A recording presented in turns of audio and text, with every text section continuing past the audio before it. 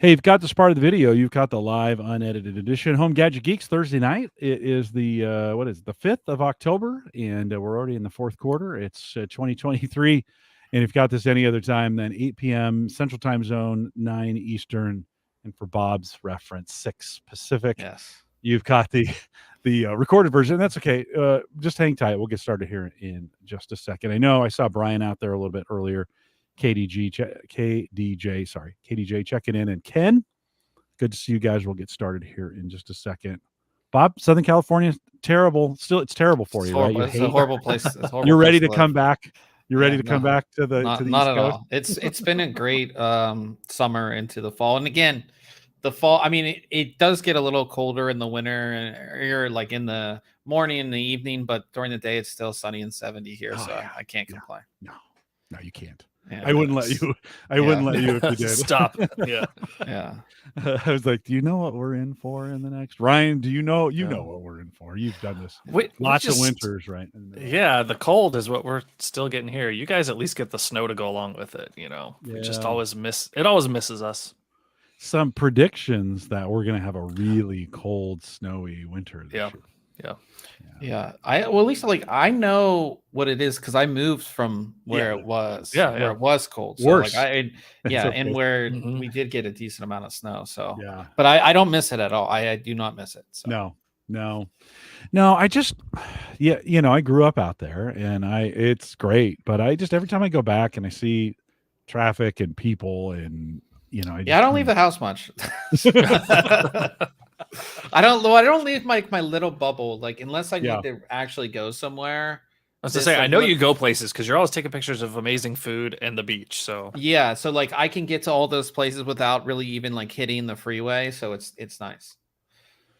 But if I ever need to go far, it's not great. Yeah, that is nice when you can get everything you need fairly close. When you gotta go a distance. Sarpy County, the county I'm in, we're seeing record growth. Like, so Omaha, which is to the north, they've kind of filled in, and so there's not a lot of room up there. So everything's kind of moving south into our county. So we've gone from kind of a sleepy little community to kind of, houses going in everywhere. Mm-hmm. Amazon built a gigantic distribution center down here. They built one. I don't know if it's open. I think it's just open. It's literally like I can see it out my window. Oh wow! They built a massive one down here. Yeah. So are they going to? They're going to deliver to you, I would assume. So. I would assume that's how it works. But I thought it was going to be something cool, and then I was like, go pick it up. That'd be cool if you click order and then they're like, it can be ready in 15 minutes, and you just walk over there. Like I can walk over there. That'd be great. That's a question. Like if you had a distribution center within, would it be 10 minutes where you could go pick it up? Sure. Would you do that instead of delivery? If it was something like, say I was working on a project, I was like building a PC and I was like, oh, I forgot to order this part, and I wanted to get it done that day. Sure. Or if it's something I was really excited about, like a new camera came out or a new gadget, and like I pre-ordered it, and I can go get it, I would do it. I don't think they're going to really allow people into just because of the traffic. Like, they don't want random people going in and out, and you have to let the drivers going in and out. Now, if they had like an entrance on the side where like they have, like the lock, you've seen those Amazon lockers and stuff like that. Right. If they had something like that, that would be, that'd be cool. Yeah.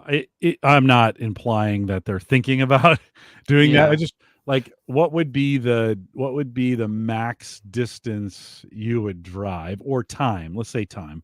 How much time would you? At what point do you say no? I wouldn't go pick up a delivery. Probably again, if it was something that I was like excited about and that I needed, and I didn't want to wait till like the next morning, so I could like work on whatever project I was working on. I mean, probably 30 minutes would be the max, because that's when I get into traffic, like in San Diego. But almost all of the like bigger grocery stores or like certain places do have the Amazon locker. And at least with like Prime, you can get Amazon locker in like an hour and a half. Sometimes it says, wow. If it's, I guess if it's in the local warehouse, they can get it to that Amazon locker. Crazy. Pretty quickly. No. Knowing where our warehouse is on the north side of town, and just knowing what it takes to get there from my place, it'd take quite a bit for me to want to go and do it. Yeah. If I had one closer, sure. What would be your max like time to travel? Do you think? Like 10 minutes. Okay. Maybe. Yeah.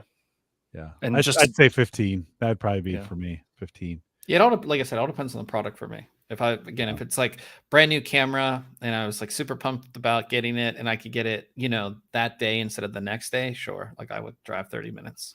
Okay. Yeah. Well, and that's kind of the West Coast way too. I think you guys are a little more willing. I go out to the West Coast and hang out with my friends and I'm like, I hate the traffic here. And they're like, what traffic? This is fine. And I'm like, no, I don't really hit the freeway all that often, but I do have to say, at least like if comparatively to the East Coast, there is a lot of traffic, right? But there's more lanes and the exits are, at least in San Diego, they're designed correctly. Where like on the East Coast, especially like where I used to live, my entry onto the freeway was right into traffic. Like there was no, like you get your own lane for a little bit. It's like, no, you have to merge right there, where here you get a little while till you have to move over. So I do like that about the old East Coast exits on and off are fast because they were designed for like 40 miles an hour. Yeah. And then they never really updated them. They built around them, of course, and so it's kind of terrible. The East Coast, whenever I drive out there, I'm like, don't they like, it's fast, like in Connecticut, like it's whoop, you're off. Yeah. Whoop, and you're like, whoa, they should have had a little more runway on that thing before you gotta get up and go. Before you get off. Yeah, or get hit on the brakes. Yeah. Well, all right, let me kick this thing off. We got a lot to talk about. So let me kick this thing off. You guys hang tight for a second and we'll let me get this going. Here we go. This is the Average Guy Network, and you have found Home Gadget Geeks, show number 586, recorded on October 5th, 2023. Here on Home Gadget Geeks, we cover all the favorite tech gadgets that find their way into your home. News, reviews, product updates, and conversation, all for the average tech guy. I'm your host, Jim Collison, broadcasting live from the AverageGuy.tv studios here in a beautiful fall is on its way. I'm wearing a fleece quarter zip. I can't wait. It's probably still a little warm for that, but we post a show, some world-class show notes, and we'll have a bunch tonight as we talk about these subjects. So if you're interested in anything we're talking about, you can pick them up out at theaverageguy.tv. Big thanks to Christian Johnson, who joined me 2 weeks ago, and we talked a little bit about him working on his pilot's license as well as a whole bunch of other stuff, some gadgets to go along with that. And if you haven't listened to that yet, catch up to it. That would be 585. And of course, big thanks to our Patreon subscribers. If you're finding value in the podcast and you want to give back, you can easily do it through Patreon. I think they've had, Bob, are you guys using Patreon at all? Do you guys have a Patreon? No, we do not. I always thought about it, but I don't know. I just never set it up. I don't know. I feel like, I don't know. I just never really. Yeah, no, that's right. You don't have to. It's not a guilt thing. It's not a guilt. They went through a massive overhaul over there, including now, I think, free plans. So I can set up a free plan for listeners who don't necessarily want to donate, but can get contacted and stay up to date with the community. Oh, nice. That's cool. Plus, maybe I'll look into it again. Yeah. They're trying to be like a community hub. Yeah. And so it may be where before it was just for paid subscribers. Now you can have paid and unpaid folks, and you can kind of keep track, like have newsletters and stuff through that. I think I need to check it out. But anyways, big thanks to those who support us on Patreon. If you're interested in doing that, and I'll be looking into that free plan, and we might do some community stuff over there. Check it out, theaverageguy.tv/Patreon. Well, you heard Bob already, but Bob and Ryan from thinkcomputers.org are with me. Gentlemen, welcome back to Home Gadget Geeks. Always great to have you here. Of course. Good to be here. Good to have you. And we're going to dig in a little bit right away. Well, first, every time I have you on, I like to get a little bit of an update at what's going on with your podcast and what have you guys been covering? What kind of things, if you were to kind of give a highlight of some stuff that you really like talking about on your podcast, what would that be?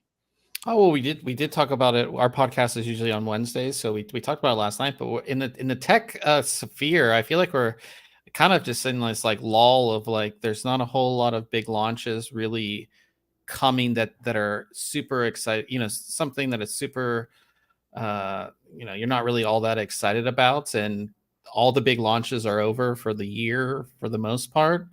Lots of, I mean, there are some like new cases and some other things like that.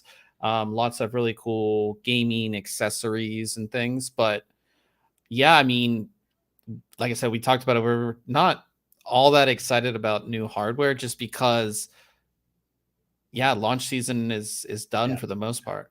What about Ryan? What about Thanksgiving? Black Friday. I know I was on your show at one point. We're talking about that. Are you guys gearing up for that? Then is that kind of the next thing to look forward to? Yeah, personally, I'm looking forward to it because I'm getting ready to make a couple purchases for my system, and so I'm looking at what GPUs are going to maybe go on sale, and a couple other components. So that's something we're really looking forward to. And then obviously leading up to holiday season, we got right after that Cyber Monday. So that's kind of what I'm excited for. And then right afterwards, CES and all of that. But I brought up last night where it might be kind of boring right now, but just think back like 2 years ago, and hardware right now is so available and what we're considering to be affordable, when 2.5 years ago we were just like begging for affordable or available hardware, and how much that's changed since the middle of the pandemic in the early 2020s. So that's the part that I was excited about, right? Is that there is availability and it's affordable, and you can get stuff by just walking into a store or going online and finding it in stock. There is a chance 2024 could be a pretty challenging year financially for the United States. Maybe a global recession is going to be in order here. Bob, as you think about what that means, I know some companies are starting to brace for that already. Are you guys in the work that you do, and as you think about the trends and who's releasing what, do you get any sense from the releases that there's a fear of not as much cash being in the economy to spend on these things? Do you get that feeling at all? Slightly. I think that at least in the GPU and kind of CPU space, we see a lot of companies just kind of just playing it safe, and really like segmenting their products for each price point, so they have a product at that specific price point, which wasn't always the case, especially when it comes to graphics cards. And it's just not a ton of innovation. And when you take money out of the economy, you get less innovation. So we're just not seeing as much. I wouldn't say that companies, I mean, they're still coming out with products. They're not necessarily not making new products, but I think a lot of companies are very much playing it safe when it comes to the products that they are releasing. And they're not going above and beyond. Like, for instance, NVIDIA, every graphics card release on the high end, they would release, like we just saw the 4090, and then they would release a 4090 Ti, like the highest, it's the best card out there. This time they're not doing a 4090 Ti. They announced that they're not, which is again playing it safe because their margins on that card aren't great, and the amount of people that are going to buy the most expensive consumer available card is not a lot. So they're playing it safe to, on that specific product. So you see it a little bit. I mean, we've been hearing about this recession for a while. So it has been a little bit of crying wolf. And I think, for a while, everybody was like, we may skip it. I was hearing that back in the summer, of like, well, we may skip this. I know we said this is going to happen, but maybe everything will be okay. That tone has changed in the last couple months. I think a lot of people are just like, they have, in the summer, they still had, available credit card balance, debt. And that I saw a thing where like the credit card debt in the country has just gone like skyrocketed. And they're out of available funds, so now they are going to have to cut back and not spend as much and not, splurge on certain items. So I think that's probably what's coming in 2024. Yeah. Well, there was some question. Student loans started again in October. That too. Yeah. So $4 trillion worth of debt out there that begins to get serviced. And that's another one of those things. I haven't been following the credit card balances. I was thinking the student loans would start first and then credit card balances would begin to climb. If they're already there, then student loans start. Christmas could be, and Ryan, I'm going to throw this question to you. You just mentioned you're kind of excited about buying some things. I think you're kind of waiting for the Black Friday deals and such. Yep. Do you hesitate at all on that, of thinking like, do I really need it? Or we may see some of the best, to be honest, for those who have cash. We might see some of the best deals we've ever seen on stuff as folks try to liquidate ahead of something like this. Any intrepidation for you thinking about I mean, it's always in the back of my mind, obviously. But I try to be a pretty logical person with those purchases and, think ahead of, here's, responsibilities. The things that I would be buying for this are not necessities, right? I may lean towards them more because, being involved with Bob and Think Computers and just this industry, I'm going to lean more towards maybe making those purchases to, support keeping this up and going. But I may step back from like other vanity things like, okay, I'm not going to buy any comics this month or whatever the case may be, right? I'm going to pull back on those things. So yeah, it's definitely there in the back of my mind. But just trying to be smart about those purchases just in general in life. I'm not too concerned about it, but overall in general, it's concerning. But yeah. Tony mentions in chat, he says, and so many new phones announced. Listen, I was in that with the iPhone 15 coming out. I have an iPhone 12, and this is going to be the last generation. What are you showing, Bob? What are you got? iPhone 15 Pro. Okay. All right. So you got it. But I don't upgrade every generation. I was on a 12 Pro, and I'm with AT&T, and they gave me, for my 12 Pro, they gave me $800 towards the new phone. So it made a lot of sense. Makes a lot of sense. Yeah. But if that wasn't the case, my 12 Pro was actually, I really didn't have any issues with it beyond just storage, because I shoot like video on it in 4K. But lots of everybody's announced new phones, right in the time where people are gearing up to spend money for the holidays. So I think it's perfect for them. Yeah, no.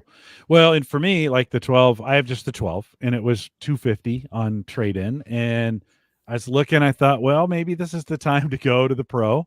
And then I thought, I think, my phone's working great. Yeah. And we're with what we were just talking about with the potential, some potential difficulties coming up next year. I'm like, I think I'm just going to hold on to it for now. And I'm not going to tag on an extra expense to that. That was one thing.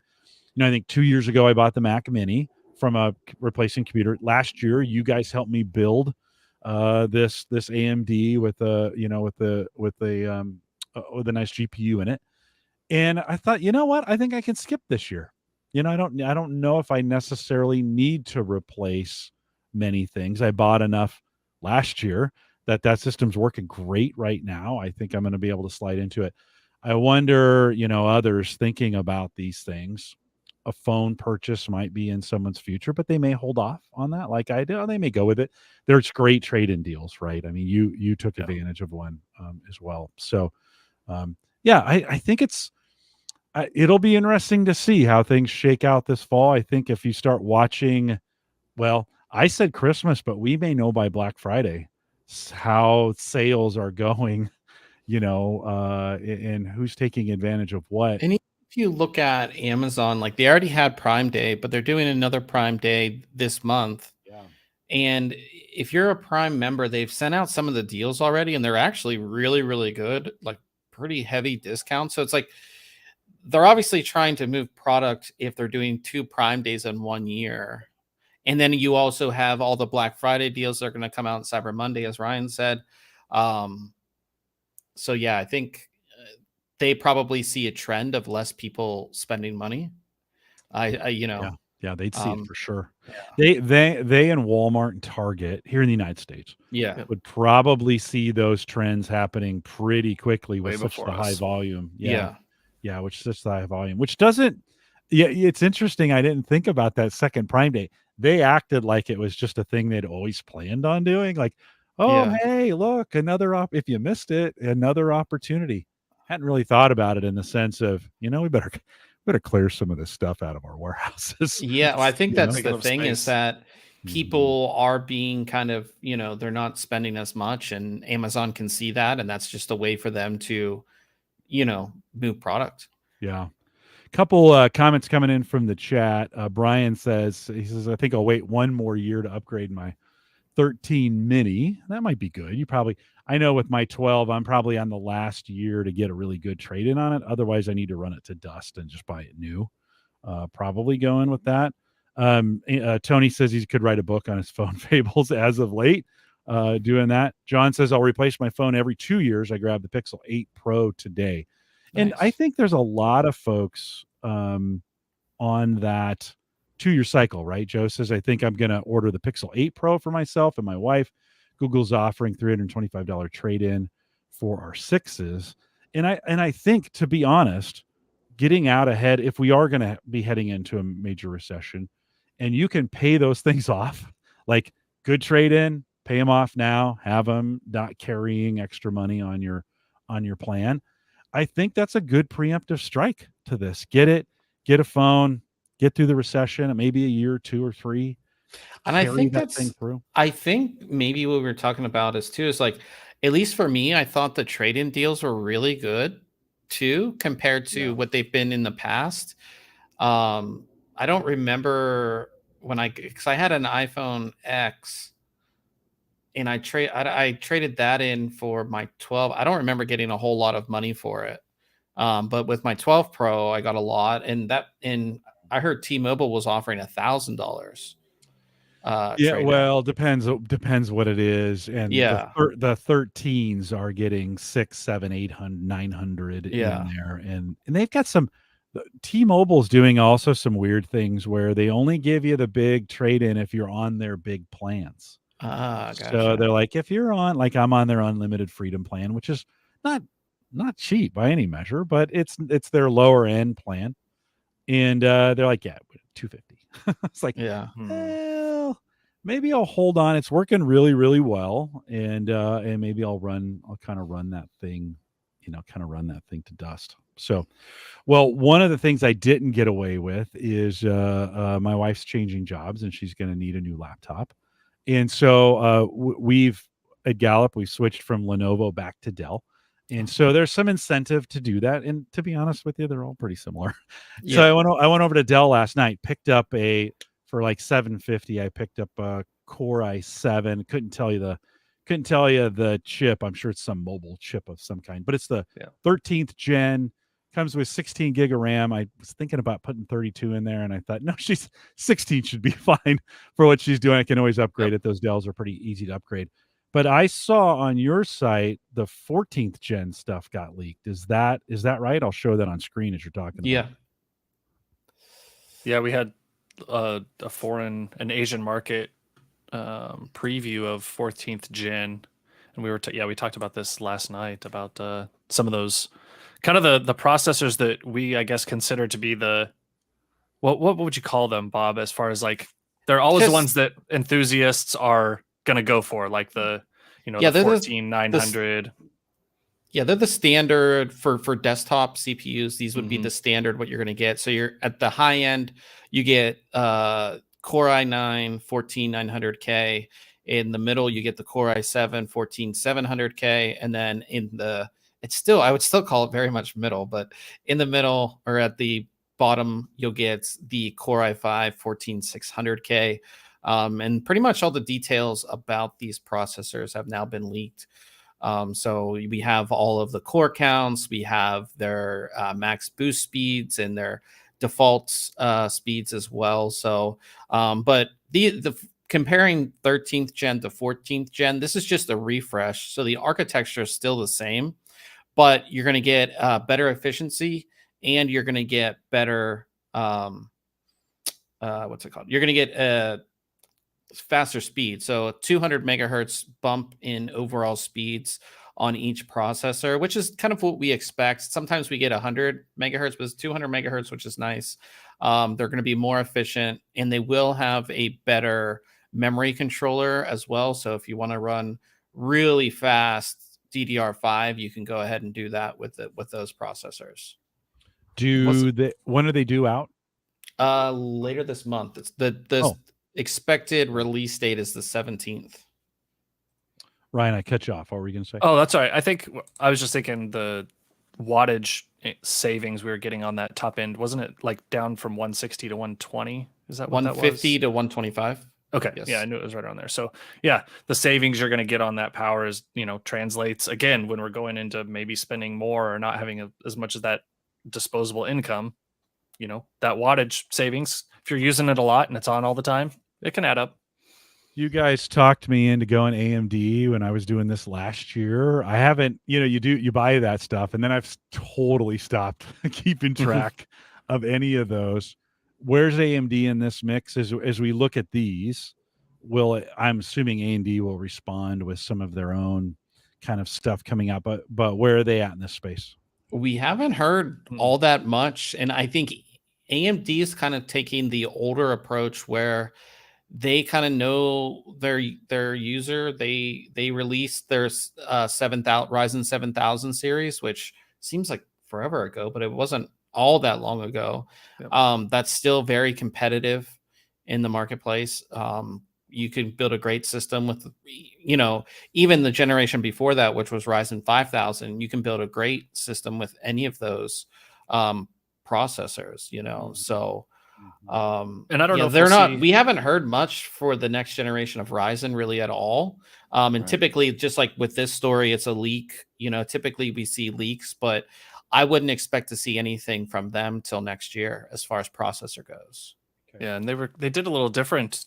AMD did. They released like their X3D parts, earlier than we saw them in the 5000 series, because like I have a 5800 X3D, right? That was a part that they released later on in the 5000 series lifespan, where as we got those X3D parts early on in the 7000 series. So there's still possibility for some new stuff and a refresh to come along. But like Bob said, yeah, we haven't seen a whole lot regarding that.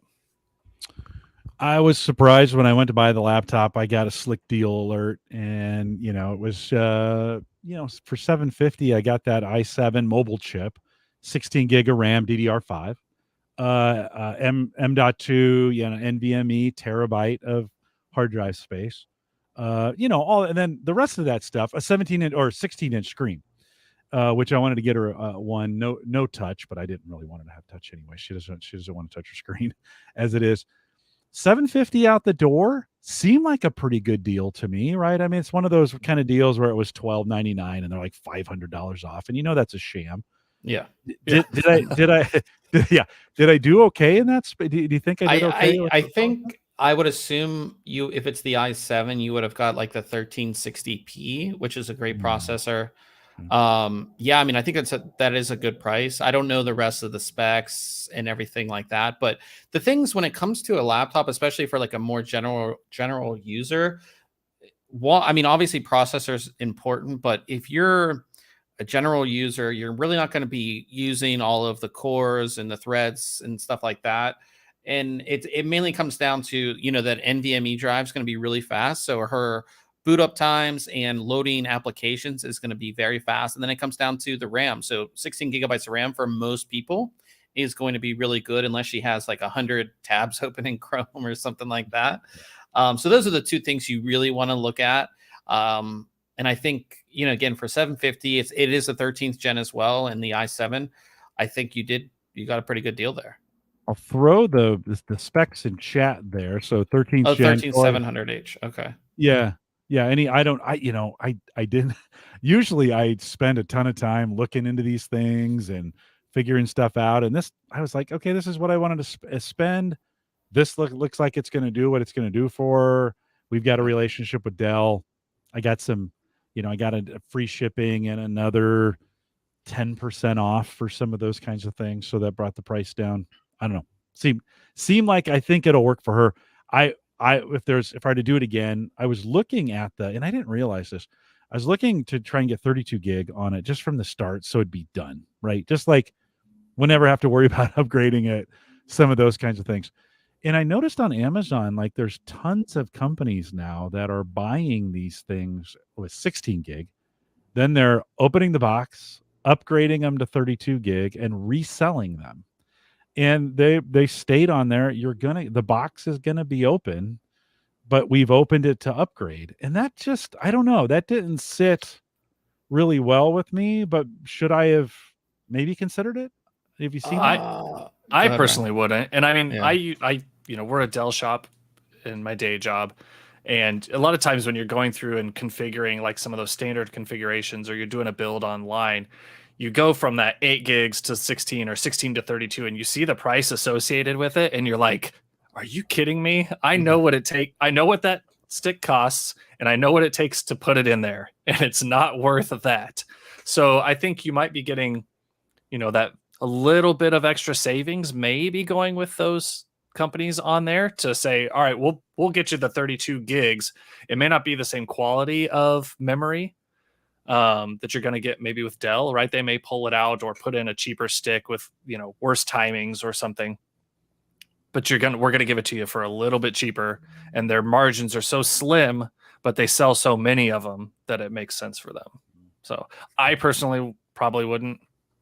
Just, I don't want that middleman in between. Yeah, it seemed weird. Bob, would you add anything to that?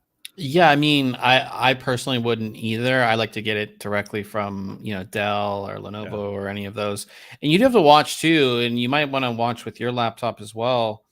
All these new laptops, the memory is soldered on, so you can't upgrade it down the line. And so that's something you definitely need to watch out with, because you think, I'll get it with 16 and then in a couple of years I'll upgrade it, but a lot of these you can't upgrade.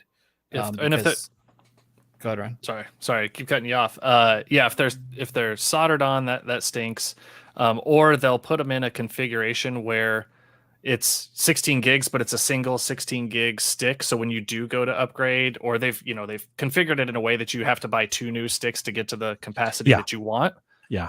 And sometimes if they've only put that one stick in, you're not actually getting the full benefit of dual channel memory, right? And you could actually be getting better performance with the same amount of capacity if they would have just stuck 2 sticks in there. Yeah. So I threw that configuration in the chat as well. So 16 gig, it is 2 8 gig sticks, 4800 megahertz, LPDDR5, and it says onboard. So I don't know what that means. Like, I've never seen. Yeah, I haven't looked at like a Dell listing in a long time. I know that the Lenovo is like very specific. It will say soldered like on their product page. So I would assume Dell would do the same thing, because I could just see a lawsuit coming out of that. Yeah. Well, and I'm assuming at this point it's pulling the 2 8s out, putting 2 16s in there if I want to. So I'm replacing the whole thing. I'm not adding. Right. I'll be replacing the memory. I think I'm going to let her get it, have her use it for a year, see how it operates. She'll be on Windows 11 for sure, and just kind of see. She's just, she's doing a lot of web stuff, so it's going to be. I have a feeling, that should be fine to get her going. I didn't want to get. I've always made the mistake in the past of getting the processor too small, so going with a Core i3, on those. Yeah. And then you just always regret that decision. You're like. Oh, that's a lot harder to swap out than memory and SSDs, right. If you even can. Yeah. So it'll be interesting to get that in. Well, it got me thinking about that, and I'm assuming on the Intel refresh, then back to the 14th gen, anybody thinking about buying or building is going to wait, right, Bob? I mean, we would wait till these. At this point, they leaked the specs. Prices, I assuming, haven't been leaked yet, but we're waiting till those 14th gen comes out. Yeah, I mean, I think that this is for desktop too, so it's not, you're not gonna see that on the laptop side. But for desktop, we already know the expected release date, which is in a couple weeks. I would wait. And the thing is too, even if you were looking at 13th gen, when the 14th gen comes out, those prices of the 13th gen are going to go down. Maybe not a lot, but they're going to go down a little bit. So if you're kind of deciding between the two, you might be able to save some money on the 13th gen as well when that launches. So okay, cool. And that may be in time for some Black Friday deals too, where you see those. Probably something to watch out for on those as they come out. There's going to be a window in there, right? And you're going to maybe want to take advantage of that window. Joe had jumped in chat, said he missed the brand and model. So Dell Inspiron 16 Plus 7630, if you're following along in chat, you want to look that kind of. Listen, guys, it'd been a long time since I had bought a computer from Dell, HP, Lenovo. I mean, I've built everything. I haven't bought a laptop in, I don't know, 10 years maybe. type thing. It's so long I could log in with my account at Dell, but there were no records. They didn't know anything about you anymore. Yeah. We took all that. Like my first ever laptop I ever had was a Dell Dell XPS 13, and it was like the original OG one that had like the GeForce graphics card in it, and it was like decently thick and everything. Yeah. Well, I had, there was a while there with the kids and such where we were buying laptops for school and some of those kinds of things, and we got some pretty good discounts from Dell through work, and so that's it seemed like I was buying stuff from them pretty frequently, but I just haven't. I tell you what, we have a buyback program at work with our laptops where after they come off of warranty and we get issued a new one, we can buy the warranty one for a pretty good price. Last couple laptops I've purchased off that program. So it's been, I haven't necessarily had to go after, new, I haven't needed new ones either. So it was the whole Dell website. It's strikingly similar. Like when you get in there, you're like, this kind of looks like it did 10 years ago. Yeah. But what I think way more helpful. Like I think they've learned some things. They don't throw as much of the spamware stuff at you. You don't see that as much. I think there was like Thankfully. I think there was a big class action lawsuit about some of that stuff too, with a bunch of the brands. All the bloatware.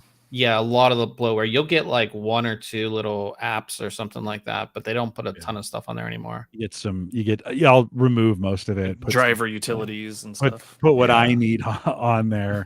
And I think she'll be working from home. So it'll be easy to kind of keep track of that.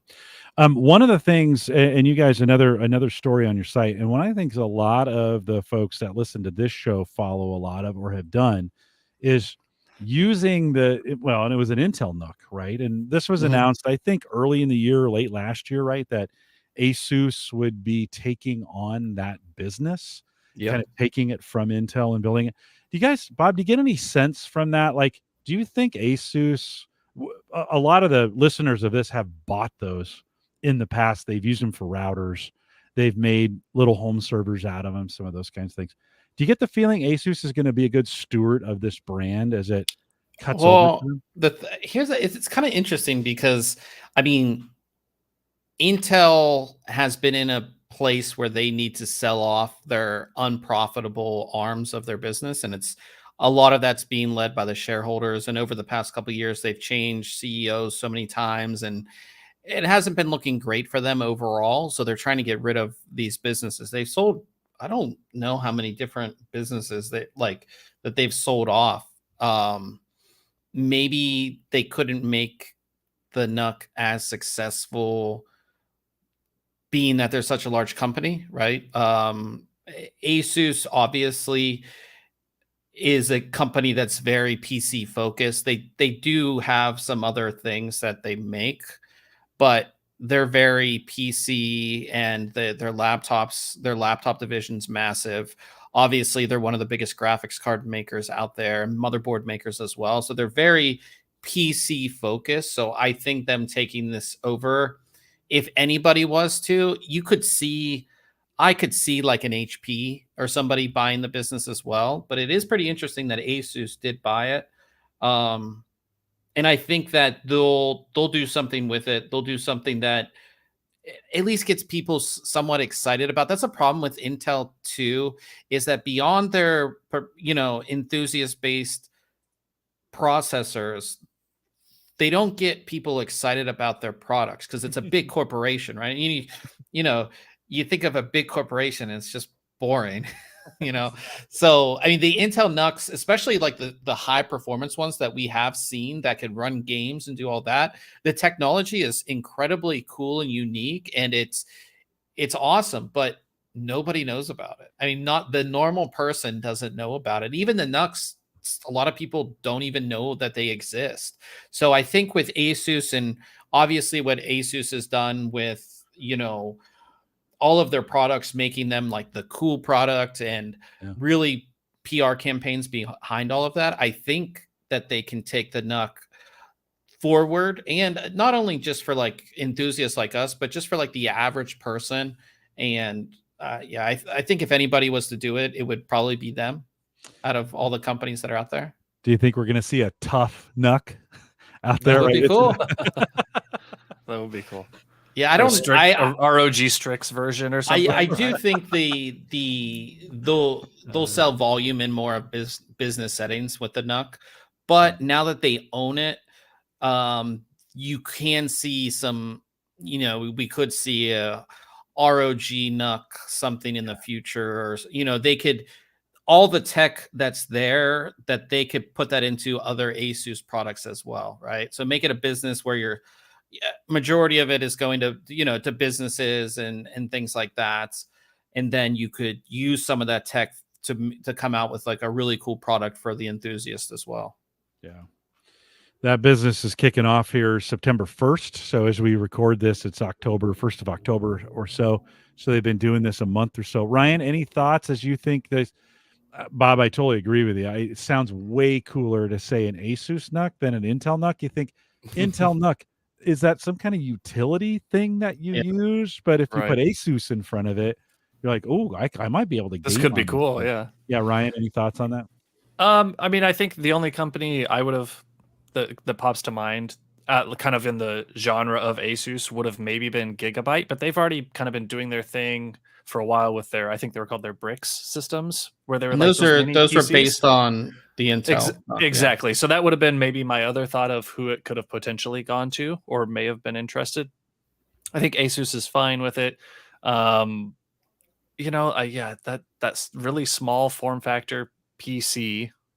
I don't know where it would have landed otherwise, on the chopping block. HP, like Bob said, maybe. I don't see Dell going with it. They've got some other, form factors where they're putting PCs in like monitor stands, and they're like component based. So you can pop that piece out and swap it back in, and you don't have to get rid of the monitor or the whole thing. They have a micro version too. That's same form factor. Absolutely. So they've kind of got their version already. ASUS is big enough that they can take this on, and they've come into the mobile gaming space this year with their handheld, their Ally. So maybe it's just another spot they're looking to get into, and can, like I said, maybe push towards that ROG model of it and capture another game of group of customers with these. Intel, of course, is trying to get into the GPU space with what they're doing. ASUS picking up the Intel NUC. Do you think there could be a partnership with NVIDIA that would allow them to jam some more? I mean, especially as we think of this AI stuff coming along with it, the AI chips, the enabled chips for them with the CPUs. Bob, in any work did you see, is there any hint that this may open the door for them to partner better with NVIDIA to get those kind of chips in these boxes?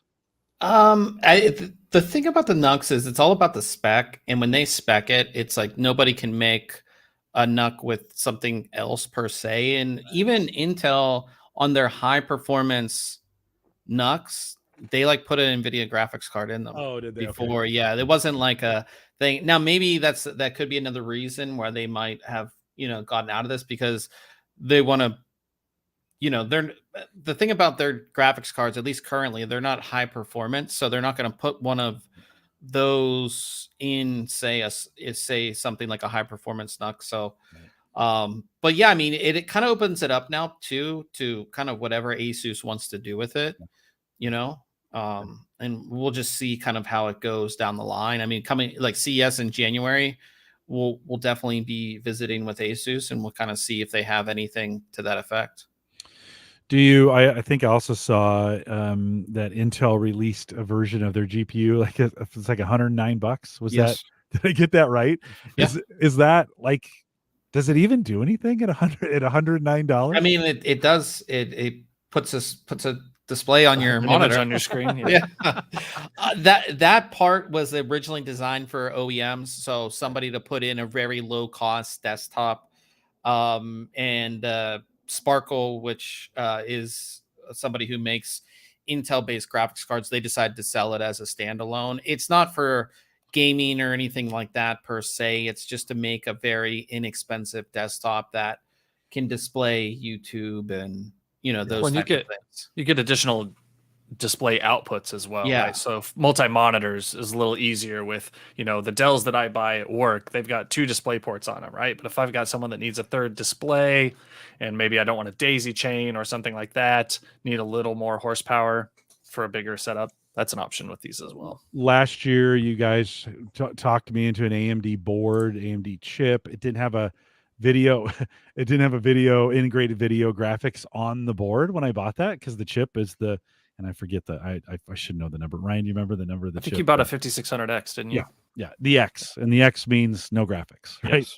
At that point, if I say I didn't want to buy a gaming card, would this be a good card to go with for a situation like that, where maybe I'm picking up a CPU and a board that doesn't have graphics associated with it, and I just want to run a couple monitors, maybe not the 10 that I run here, but would that would that be a good buy, do you think, at 109?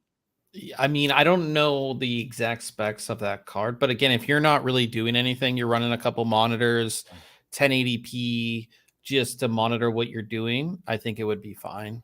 So they're not 4K, or they're not 2K, or they're not any of those. I'd have to look at the spec. I didn't look at the spec. It's only got 4 gigs of memory, which that's going to be better than an integrated, you know, graphics on like a current Intel card, right? So you got that going for you. Yeah. And it also has the AV1 encoding on it as well. So you can do some advanced video piece, you know, work with this card that you're not going to be able to get out of other components. So yeah, I mean, I think these would be a pretty nice deal for $110. Yeah. Black Friday, you might find them for $89. You know, type deal. I don't know. Well, like Bob, you said, are they making that card just for an OEM? Can you buy it? So it was the card had been out, and it's been available, but it was only available for OEMs. But then Sparkle is making it available to anybody, so you could just buy it. Yeah. Well, that may be one of those. With this audience, we do a little more. There's maybe some more gaming, but maybe that nice sweet spot where, again, Ryan, to what you said, where, hey, I don't want to use the integrated stuff. I can throw $100 card in there and still get some pretty good performance. 4 gigs. And again, you're not taking performance away from the CPU at the same time, which is always a plus. Yeah, no, right on. While we're talking about graphics cards, and this isn't a new thing, so we probably won't spend a ton of time, but I saw this headline on your site that it looks like Newegg is introducing a graphics card trade-in program. It seems like I can find used graphics cards on Newegg and Amazon in the past. You wrote this article. What's different about this program maybe than what's it's pretty much the same. It is nice that if, say, I want to buy a new graphics card and I have an older card in my system, I can put in the details on my graphics card and it will give me an offer. Sort of like Carvana, I guess. It's kind of like the same type of thing, which is kind of nice. So if you're in the market for a new graphics card, you can be like, okay, how much will they give me for my old card? And the process seems pretty easy. Basically, they give you an offer. You don't get that taken off of your order. So like if your new card is, say, like $849, you pay $849. They ship you I don't know if they ship you the box or they just give you the label. They'll give you a label that you print out and you send your graphics card back. They inspect it and say they'll give you $350 for the card. That will go back on your original purchase medium. I believe you might be able to select like if you want it as a gift card or something too, but it would just like go back on your credit card or your debit card. So the process seems pretty easy to do. It follows the same phone model, right? It's now where they're charging you the full price, and then the once they receive the product, then it comes off. Yeah. So it seems pretty easy. If anybody would do it, I think it would be Newegg. Just makes sense. And I think they're more PC focused than, say, Amazon would be. So they, because it's not like they have to inspect the card. They probably have to install the card in the system, make sure it runs and all of that. So, and I think it's nice too, is if they say, your card's bad or whatever, they'll send it back to you. So there's no like he said, she said type stuff. Okay, you get it back. Sorry. You would think by now, right, that you could run a little client, is part of the trade-in process. You would run a little client that might test that card out as opposed to them having to bring it in. I mean, there would still be that check, but it seems to me I guess. I mean, but I could test my buddy's 3090, or whatever it may be, and then send them back like a 1050 Ti in a box. But all those cards have serial numbers, right? I mean, are embedded in the. Yeah. It just seemed like there would be a smarter way on these trade-ins, at least from a value perspective initially. Like, test that thing before, especially with all these, and it's probably not as prevalent as it used to be, but with all these miners just driving these cards into the ground, you would think there would be a software test they could run first before the user even sends it in to be like, okay, how worn out is this card? Like, is all the memory functioning? And then at that point, a kind of a yay or nay, we're still going to check it, but maybe eliminate those really bad cards that are, because you're going to have people going to try to cheat anyways. You're still going to have to physically check the card, right? Yeah. So, I've signed up for like all these alerts, Slick Deals and Honey, and some of kind of those like on Honey, when I set a price alert for a product, sometimes I get the price alert on the product at Newegg. That's the used version of it. So it's like, oh, hey, we've been tracking. You have to be careful. We've been tracking when we were building the PC, when you guys helped me build that, I put up a bunch of price alerts as things were going on. And I still get those from time to time. Right. And so they're like, oh yeah, this graphics card, $299. So you click on it. You got to make sure if you land on Newegg, it'll say they don't try to, they don't try to lie to you. It's very clear. This is a used card. Right.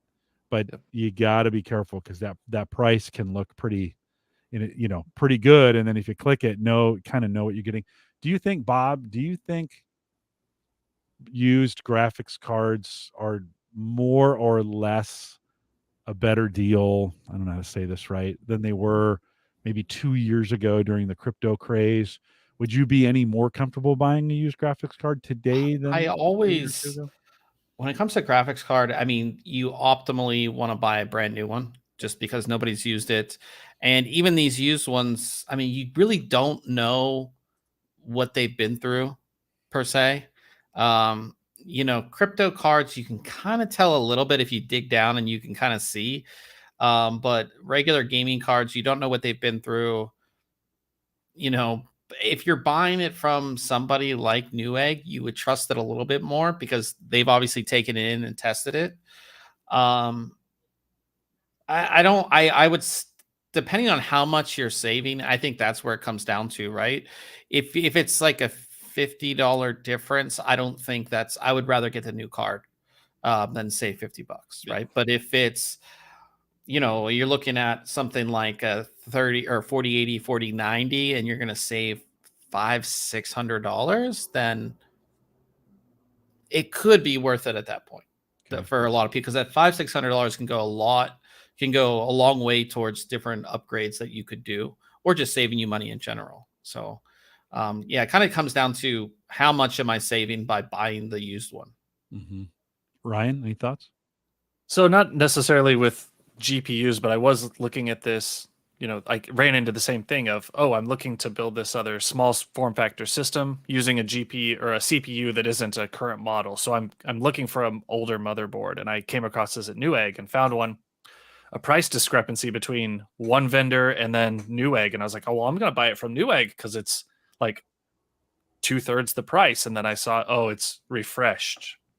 But I got to thinking, for this use case, it's not my main rig. It's going to be off to the side. It's going to be my new home server, and I just need a motherboard for it. So maybe if it's that sort of a purchase for me, I'm much more willing to go with that refreshed, refurbished, reconditioned, however you want to put it, part for my build. But if I'm going with, this is my daily use, I need it to be reliable and I want the best performance out of it. Unless that savings is really good, I'm going to go with a brand new one as well.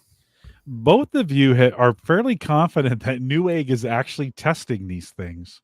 And Yeah, Bob, are you like? I don't think they would take the risk of. You don't think so? Yeah, it's pretty risky. Say again, a decently high end card that's say even last generation, like a 3090, which they're giving somebody $500-$600 for. They're not going to not test something like that. Okay. I just don't see them not testing it. Yeah, well, I wasn't thinking about not testing about it, but I was thinking as many cards as they had maybe coming in that. And I don't think, I also don't think that this program's going to be that massive. I think a lot of people will be able to get more money out of their card selling it on eBay or like Facebook Marketplace. They'll probably get more money. It's like going to was that GameStop, and you have your games and they're like, oh, we'll give you $1 for it. I mean, it's obviously not that bad, right? They're not going to give you like $10 for a 3080, but I think most people will probably get more money selling it to a buddy or, just like Facebook Marketplace or something like that. Yeah. I worked at Computer Renaissance during the very tail end of where you could buy and sell used computers. For the most part, that AOL ruined that market by giving away free computers, right? That we went through that 2-year period where if you bought a subscription online, you could get a free computer. You guys were like 7 when we were doing that. But we went through that period. You gotta kind of wonder. Yeah, you gotta kind of wonder. Like, I don't know. It gets me thinking. I see those prices, Ryan. I'm like you. I see those prices, and I'm like, oh, and it just, it makes me. I could have bought. It was the same. We were talking about the laptop. Just them cracking it open and putting more memory in and closing it, testing it and closing it back up, and I was kind of like, oh. I don't know. Tainted. I kind of want it new. I kind of want it new. I typically, there's not many things that I've bought, especially lately, like used. My first car was a used car. Yeah. My first digital camera, I bought it used because I didn't have money at the time. But the margins that you're saving typically, especially when it comes to tech products, it's not enough for me to be like, am I going to take the risk? Like, I don't know. Well, it's always it's always one of those things. There's folks who buy used, get great deals, live and die by it. They may buy it and then flip it. Uyghur was good at this, at buying these, flipping them for more than he bought it, selling it used again for more than he bought it for, finding the right buyer. So certainly a place, a time and a place. I'm with you. I struggle with it. If I can buy new, I think I'm in the same boat. I want to. One gadget I want you to talk about, Bob. You wrote about this just recently. Let me bring this up as well, which I think is kind of interesting because I've never heard of these guys before. But this Mountain Display and macro pad review that you did on this. Are these like Elgato like devices? Yeah, very much the same. I don't know if I can pull this because I have it plugged in, but I have the DisplayPad. Here, let me make you full screen. Yeah, so basically it's a little keypad that has little screens in it, and these screens are buttons. So as you can see, I have them for shortcuts like all my Adobe programs, Firefox, Chrome. I have like my FTP client, some game stuff, Spotify. And it's really cool. It's just like I can quick launch any program with this, which is really cool. But on top of that, they can you can customize these to do whatever you want them to do. So I just have them to like launch programs, but you can also have them to do things within like we're on a live stream, like, put something up on the screen or change different things. Or if you're playing games, you can make it do a macro, which is a bunch of keystrokes at once. You can do a bunch of things with it. They're really cool. It looks super cool sitting on my desk. But it is functional as well, which is the best thing. It is cool to get stuff that looks cool on the desk, but it's incredibly functional. And it's just a great little gadget to have if you're into something like that. The micro, is it the micro that has then the the actual buttons? Yeah, so this is DisplayPad, obviously, because it has like displays for the keys, but the macro pad is just like a keyboard. So it's 12 keys, like 2 rows of 6. They're mechanical key switches like you would find in like a gaming keyboard. And there's no, you have to program them. So they're just M1 through 12. And you, again, same thing, you can program them to do whatever you'd like. The software is really easy to use. And yeah, it's just a nice little thing, especially because like, my keyboard's all right size, but a lot of people use the smaller 60%, 65%, even 75%. And if you're, I always say like Ryan playing like an MMO where you need a lot of macros and other buttons, it's a nice little add-on to have, which is really nice. And they're really well made. Yeah, like I said, I really like both of them if you're looking for something like that. And then even like Ryan has the Elgato Stream Deck. The Stream Deck. It's very similar product, same thing. And there's a bunch of companies that make these different ones, but these ones from Mountain I do like a lot.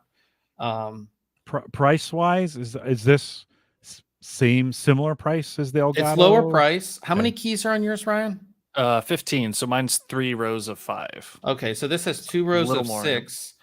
So he gets a couple more keys, but this is significantly less expensive. But the thing with the Elgato, which makes it a little bit better, it all depends on your use case, but like the Elgato has a bunch of plugins for a ton of different applications, where they have like stuff built in for like editing programs and YouTube and Twitch and things like that. But the library of actions and things you can do is a lot higher on the Elgato. So that's the difference. But I do, for me, like I don't need all of those plugins per se. Like it has all the stuff that I need to launch programs. And I do have an editing tab set up that has all of my like editing stuff for editing videos and things like that. So works pretty well.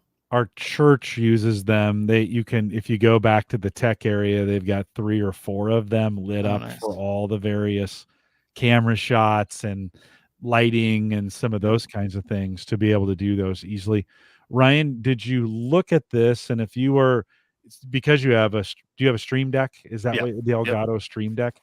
Would you stick with what if you were buying again, would you consider a cheaper one that may not have as many functions? So the thing I like about the Elgato, and Bob kind of hinted at this, was their plugins piece, but Corsair's been good about this. Elgato was a separate company. Elgato's owned by Corsair now, right? So there's this whole ecosystem of products and integrations where if you've decided on Corsair and Elgato as your ecosystem, like my 2 lights that I have here are Elgato lights. And so I've got very easy integration to the Stream Deck. So if I just pop this button and I turn off my lights real quick and then I pop them back on, right? There's all these integrations for all of their components. My microphone here is an Elgato microphone, so I can adjust, when I'm streaming. So I would probably personally stick with Elgato and Corsair's ecosystem because I've, bought into that, and I'm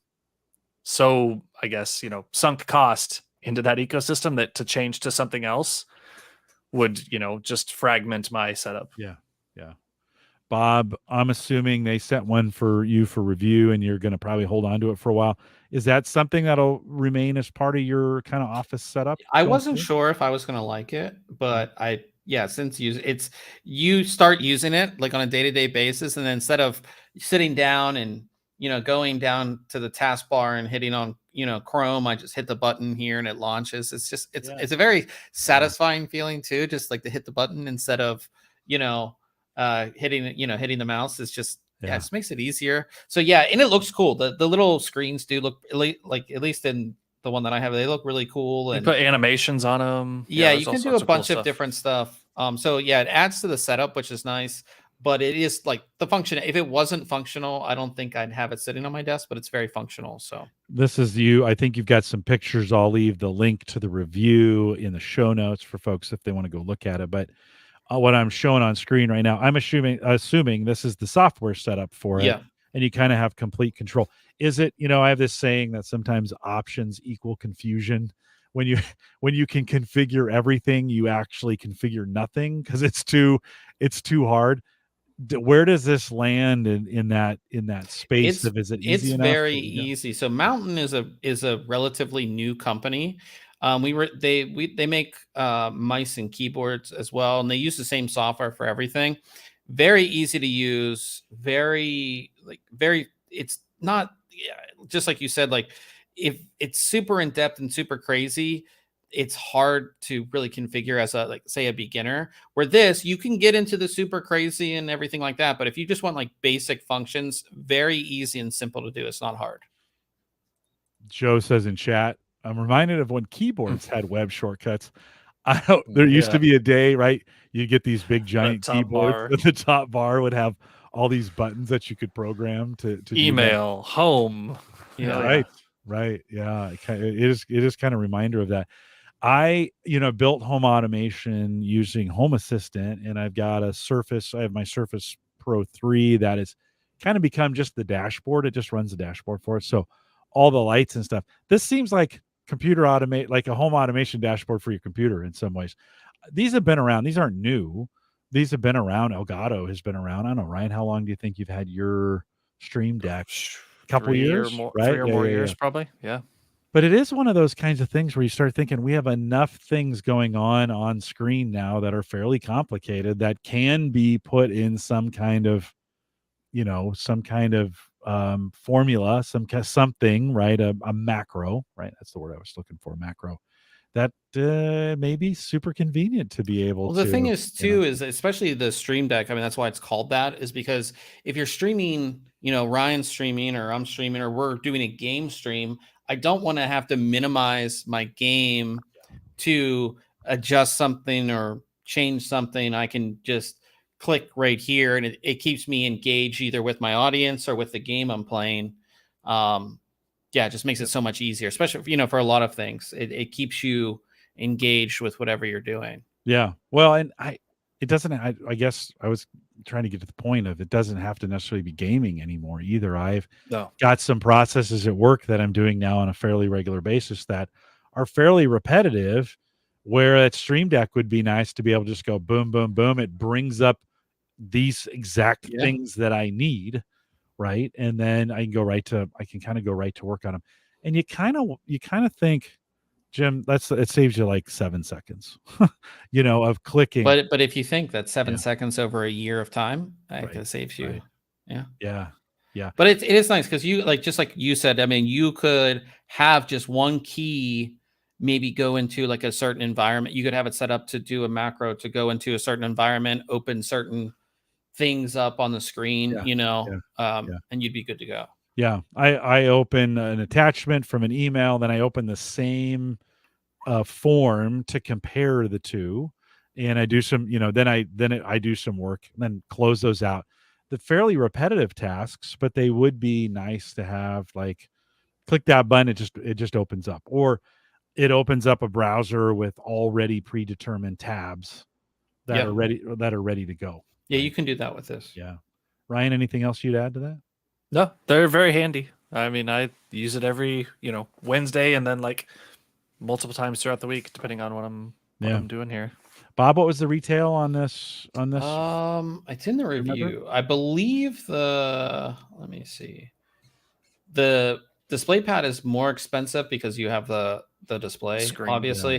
Yeah. So DisplayPad is $79.99. The macro pad is $39.99. I would say the better deal is the DisplayPad, just because it has the screens, and if you compare it to the price of the Stream Deck, which is what, $150, right?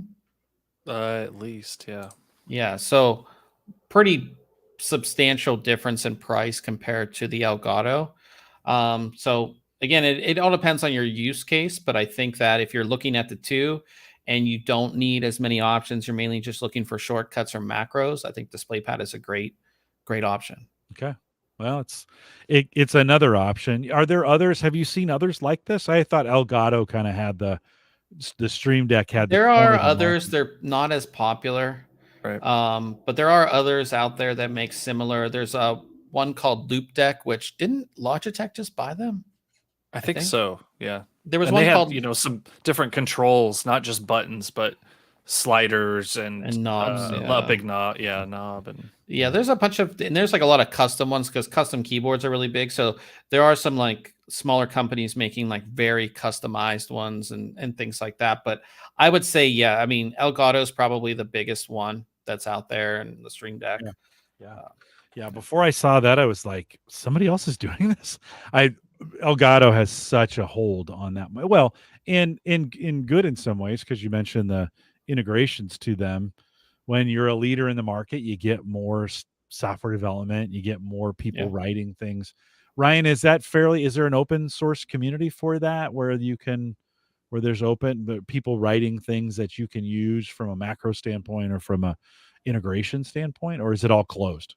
It's more closed off, at least from my experience. Isn't there like a store or something like that? I pulled it open. There's like a whole store with like a Discover tab and plugins and icon sets, right? So there are some of those things, and there are people that do these. There's Spotify integration, and it's not necessarily done by Spotify, but this other person, or audio mute options and things like that. So there's third-party pieces. There's a whole section in here: smart home, productivity, lighting, engagement, developer tools.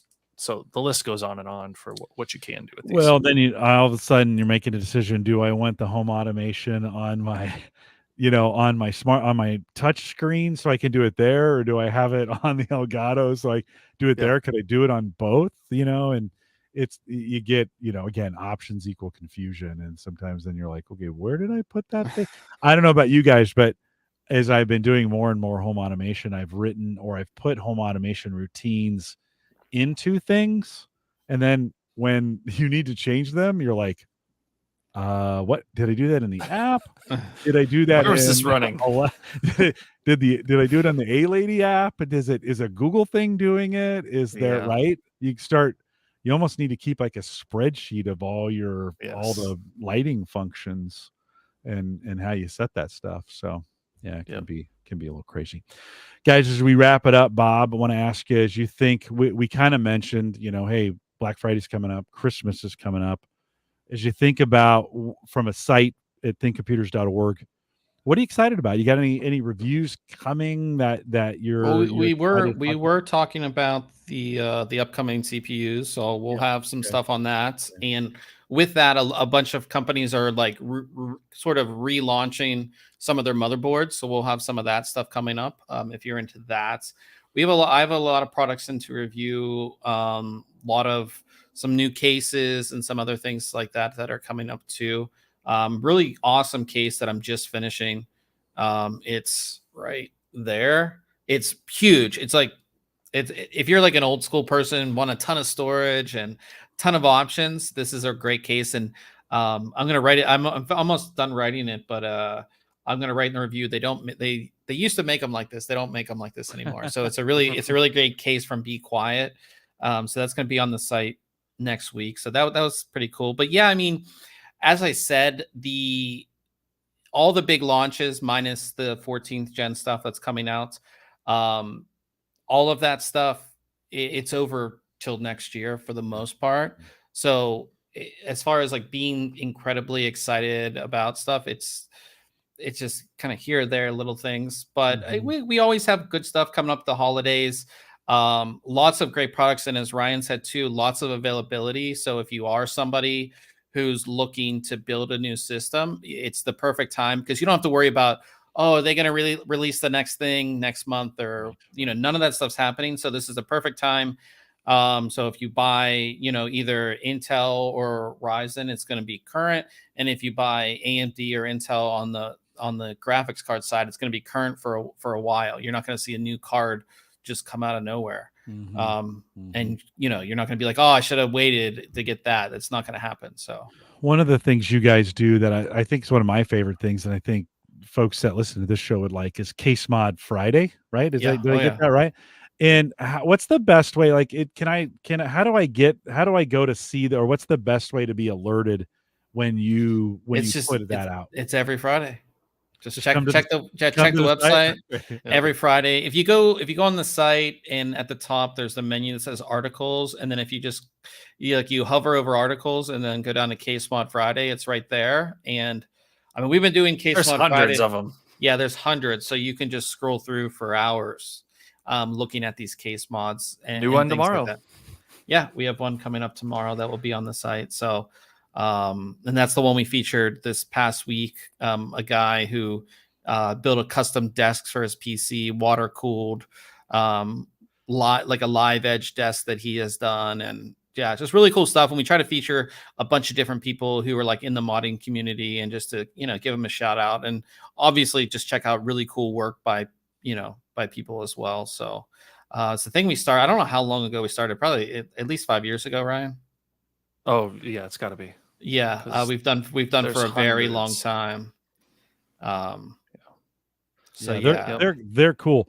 I would never do this, but because I just don't have that kind of talent or patience to be able to go through and you guys don't give yourselves enough credit, I think. It's just I'm in the same boat. I built this PC, which is not water cooled. It looks kind of cool, but it is liquid cooled. It's an all-in-one. Yeah, it's an all-in-one. It's not custom water cooling. I leave that to Ryan. Yeah, mainly just for the downtime. I don't like to have a lot of downtime. I have a lot of work to do and things to get done. Eventually, well, maybe, but yeah, it's really great to be able to just, you know, showcase what's possible with a PC. And I think for a lot of people, it gives them like inspiration. Like they were thinking about maybe building in a certain case, or they wanted to do something custom. They can go to our Case Mod Friday section and just see what people are doing these days with PC components. Yeah. Yeah, and it's super cool. Ryan, do you have a favorite? Have you seen something recently where you went, man, that's super cool, I'd do that? Recently, no. I mean, I like the simple builds. I don't like theme type builds. That is what I kind of call them. Sometimes there's a theme build where it's like, you know, a game that's coming out, so a builder's been hired by the game company to do a build that goes along with it. I like the clean builds. That one's pretty nice. Yeah, this Pro Art build. Yeah, that is amazing. This is our buddy Stuart at GGF. So every time we feature one of his, they're amazing. It's funny because there's a lot of really nice custom water cooling here. He's got this monoblock here that's cooling his CPU, but you can see here there's no tubing connections from the front. It's using their new stealth tubing. So there's actually connections that go through the back and get that liquid to it. Yeah, let's see. Did you guys have pictures of the back? I don't think so. Yeah, no. I don't think. Yeah, but it uses the holes in your motherboard as your input and output. Yeah. But the GPUs are not liquid cooled, right? A lot of times when you're liquid cooling a system, it's all those components that are putting off the heat. But in this build, chose to go with air cooled Pro Series graphics cards. But just the color schemes that people put together, the custom cutouts there for those screens behind that gold metal, you know, showing the stats of the system at the moment. Just really awesome. Yeah, I mean, we showed a case yesterday from EK that they released or are releasing, and they're only doing 700 of them. Is that right? 777. $2,600 for the case alone. Yeah, just the case. Just the case. Yeah. It's all milled aluminum. It's really nice looking. Yeah. There's some cable management channels that have been milled with like a ball head, and just it's very nice. And our buddy Dave apparently has one that he's doing a build in. I found out. Nice. So it's I just like dust would ruin it for me. Like they're so beautiful, right? Yes. I would want to put them inside another case. Yeah. Just so they never you got gotta dirty. clean. You gotta clean your PC out every week. That's all. You guys also from time to time.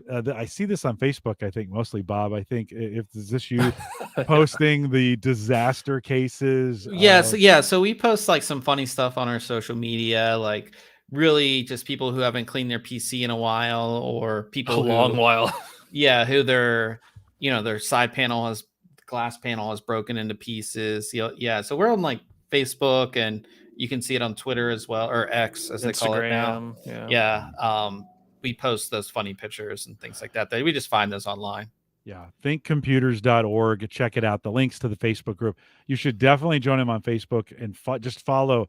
I think you post at least one of those a week, maybe more. I try to post one a day. It's just hard to find them sometimes. Yeah. And they kind of like rotate. So like we'll post something maybe gaming related one day, but the next day will be like something funny. I just see the dirty. I see the dirty computers, and it's one of those. I like to take when the computer gets really dusty. I just take it to the garage and turn on the leaf vac, and then hit it, and that dust just goes. Woof. I do need to clean out mine. I can because it's all white case. Like I can see some dust in there. I need to clean it out. Yeah, there's something. There's something. I don't know. Something soothing about watching that dust just go.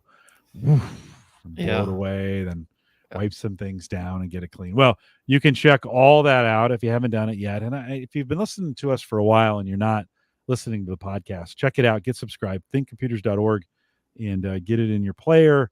And when you've got some extra time, listen to these guys, because this is kind of the talk. You're a little more detailed probably on your show than when we have you here, but I like to kind of keep it high level and light. So appreciate what you guys do over there. And you're live, right, on Wednesdays? You continue to be Wednesdays live? At 5:30 Pacific. Okay. 8:30 Eastern. 8:30 Eastern. Ryan always messes me up because he's not 7:30 Central. He's Central. He's with me. He's just south. You guys are in the Central. Just south of me. Ryan, as close as you live, we should probably see each other a little more often. Just the once so far. So I know. I'm headed that way. I'll be in Kansas City tomorrow. So, all right. But you're another hour? 2.5. 2.5. 2.5. Yeah. It's just enough, but we should probably see each other. Well, Bob, Ryan, Uyghur maybe, or no, you see Uyghur in Omaha. I never see Uyghur anymore. Not anymore. He's a busy man. He's too busy for me. He wrote me off. He's just like, whatever. I'm jealous. You guys are still friends. And I mean, so far, one of these times I just, Ryan's going to get sick of me one of these days. Well, Bob, the good news is Ryan's had his kids and they're old enough now that he knows what he needs to do. Uyghur's in that magic spot where the kids are super needy and he's he's trying to be the perfect dad, whatever, blah, blah, blah. Right. So he's doing a good job. I follow him on Facebook all the time. I stalk him on Facebook all the time and he's doing well. I do ping him from time to time. Hey, you want to come join me for some shows? And he always goes, no. So we should next time we come on, he should come on and be like a big reunion. Yeah, no, for sure. I'll see if I can snag him. We'll have to peer pressure him to come back on. No, for sure. You guys doing CES? Should we should we plan a post CES again? Maybe we can do a post CES with you guys and I can get Uyghur to come back. That'd be great. We'll be there. We'll work on it. Well, on our way out, if you guys can hang tight for 1 second, on our way out, just a reminder, we're live every Thursday, 8 p.m. Central, 9 Eastern, out here at theaverageguy.tv/live. Lots of content available for you. I think I've got some shows. Dave McCabe is actually coming next week. We're going to catch up with him, seeing what's going on there. And then I've got two vendors. I don't know if that's what we call them, but I've got two companies coming to spend some time talking about the technology. I got away from that for a while. And then recently I've been having folks reach out to me and say, hey, we'd like to get so-and-so from this place on. Are you willing to talk to them? And I'm like, yeah, I need a friend. So why don't you? Uyghur left me. And so we've got a guy from Smart Rent coming on talking about using smart technologies for landlords, how they can use that, not in a creepy way, but how they can use that to help manage their rental property and some of those things. And then some guys coming in from Detached Reset Solar. This is kind of interesting because we're far enough along on the solar journey that solar panels, we have panels out there that already need to be replaced, right? Or you're having roof work done, or you need them cleaned, or you need them repaired. And these guys are talking about now we're far enough along. How do you reset these? How do you refresh them? If you're going to take them down to do some roof work, how do you do that? Everything to this point's been installs, but now we have to think about maintenance kind of going forward. So I got a couple guys, Hunter and Hong, coming on to talk about that here in a couple weeks. For those of you guys who joined us live, Joe, John, I saw Brian out there. Jay was jumping in. KDJ a little bit earlier. Tony, thanks for coming out and joining us. We'll be live again. Did I say next week? Yeah, Dave McCabe next week. Thanks for coming out. With that, we'll say goodbye, everybody. Gentlemen, thanks a ton. I will leave you to get back to your busy lives, and and thanks for Thanks for doing it. Some good stuff. Thanks for all your help, and thanks for the great content. I appreciate it. Always. You didn't sell me anything this time, which is good. Although one of those, I've been thinking about getting one of those Stream Decks for some of the stuff that I do. So I may have to look at the less expensive, because I think, Bob, I could probably, it does basic stuff, right? Open windows, those kinds of things. I don't have anything complicated, but will they work on the Mac, or are they PC only? PC only for this one. I don't know about the Stream Deck. Okay. I'm pretty sure Elgato is supported. I think it's Mac. Yeah. Okay. I would assume. But the Mountain, what's the one you reviewed? Mountain DisplayPad. Mountain DisplayPad. PC only. Yeah. Okay, that's not as okay. Yeah, I need it for the Mac. I never thought I'd say that sentence. I need it for the Mac. Man, I've become that guy. Yeah, that's terrible. Live folks, Brian, thanks. Brian says excellent show, so thanks for checking in and saying that. I'll see you guys next week on the live show. You guys hang tight for me 1 second, and come back and join us next week. See ya.